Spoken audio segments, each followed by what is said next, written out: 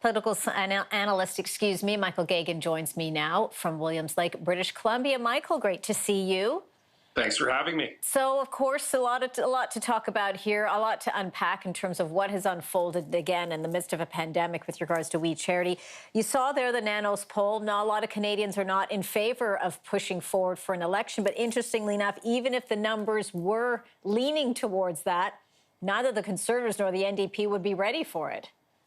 Exactly. The Conservatives are still in the middle of a leadership race, and the NDP financially, they're still recovering from the last election, so they still need to fundraise more dollars in order to be competitive in the next election. So neither of those two parties are particularly keen on an election right now.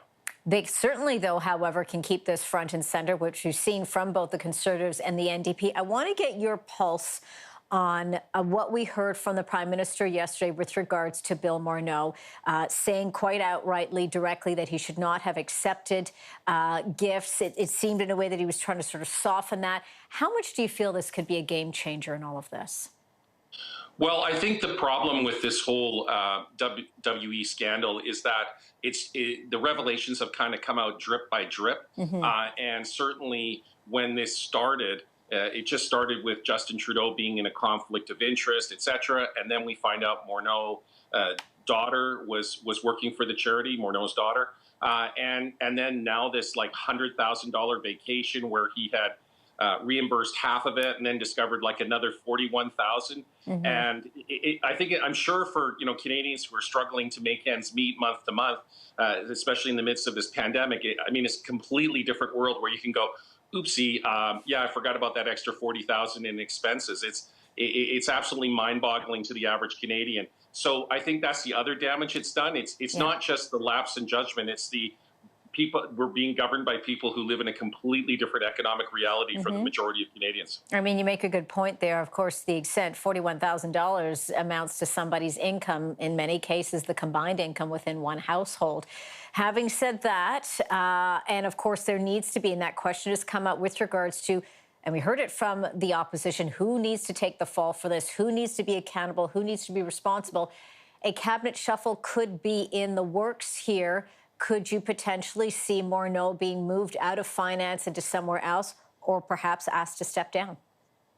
I think that's a possibility. I think at this point, a cabinet shuffle where he has moved to a different portfolio is more likely than his resignation out of cabinet entirely. And if they do shuffle him, they might put him into something that is involved with economic development or international trade and the like. So I think that's a more likely scenario. And we're also in an age where governments and politicians are much less likely to give up a cabinet minister in terms of a resignation because that hands the opposition a major win in terms of who they've bumped off. So I think a shuffle's more likely. Where do you think things are to go from here in terms of, again, that accountability? We still need to hear from the ethics commissioner in terms of their findings. We know that there is more that's being looked into Morneau's involvement in all of this.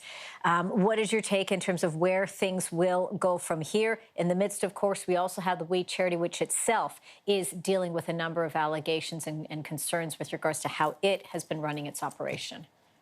Well, I think the chances of the government's survival at this point are better than the We Charity We Charity itself survival prospects, because of course you've had major corporate participants pulling away from the charity. I imagine right now in Ottawa, no one's interested in doing any work with them at present or in the near future. So I imagine it's a much more difficult time for them. In terms of the Liberals, they're in a minority government situation. They were enjoying popularity in terms of their handling of the pandemic. That popularity has now been eliminated because of this scandal. And so now the Liberals are back to a very difficult situation where we're heading into the next election. When it inevitably comes, they're going to have to really struggle to get reelected. And, before the scandal broke, they were looking at majority government territory. Yeah. Now it's the Conservatives who are eyeing that. Yeah, it'll be interesting to see. And as you mentioned there with we heard, of course, yesterday the Ontario government announcing its removal from its relationship with the We Charity.